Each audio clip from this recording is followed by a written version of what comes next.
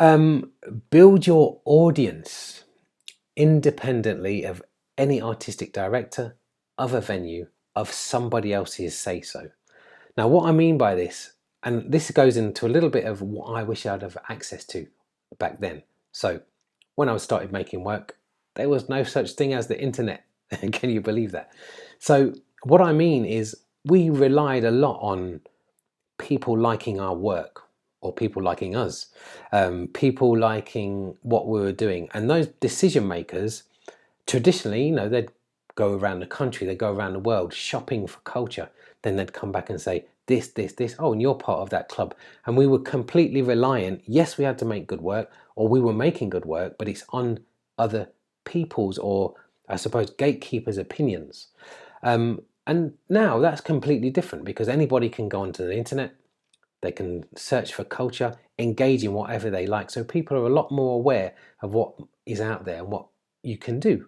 But what I say is about building your own audience is it's great to be venue based and think, okay, I need to impress this artistic director to have my work there.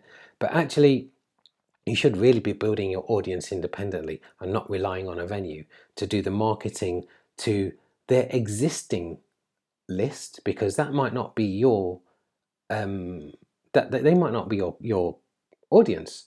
And the fact is, when you have that situation, you then become a risk.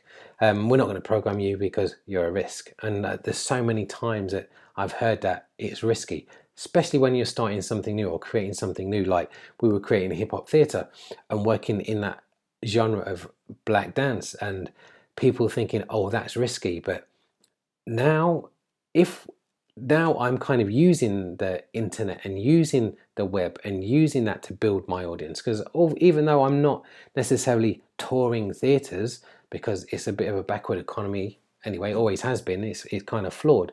I'm putting my work out there in different ways and connecting in different ways. So really think about building your audience independently, and that's on your socials. That's putting work out there. It's not just a documentation of your work, of your stage presence, of your stage performance. Make something for consumption on a phone. Make something for consumption on YouTube. So it's not just a documentation, it's a film or a video or something that you can make. It's like you can be international within 5 minutes of having an idea. You have an idea, you get a phone out, you film it, send. You can be international that quickly. So really think about building that audience so you can go to that audience and you can speak to that audience, because once you start to create that direct relationship with your audience, it's magic, it's amazing. You don't have to be at the beck and call of a venue manager, because they've got lots of other considerations, they've got other things to be thinking about of how they can keep their venue alive. These days that's so much harder because funding is less. There's less opportunity for them to break out of their, I suppose, bums on seats companies, because they know this is going to work. They've got to make the books balance. So if you're a risk, then you're less likely to get the gig at their theatre, unless you've got 20,000, 30,000, 40,000 people in your list of followers that you can actually just say, excuse me, can we have the venue, because we've sold all of our tickets, we've sold 5,000 tickets, we've got a run of 5 days, can we have the venue? Some will still say no because they don't like their nose being put out of joint, because they've spent their career on being an authoritarian about culture, where now we all have access to culture all over the world. It's not so important that they are the authoritarians. Yes, they're going to have taste and they're running their venue, but it's more about you saying, well, actually, that's the space that I'd like to use.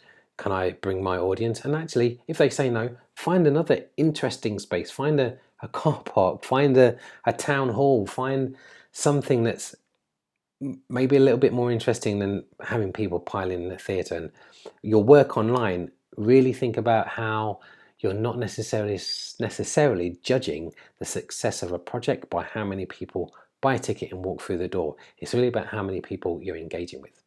Okay, that was a long one.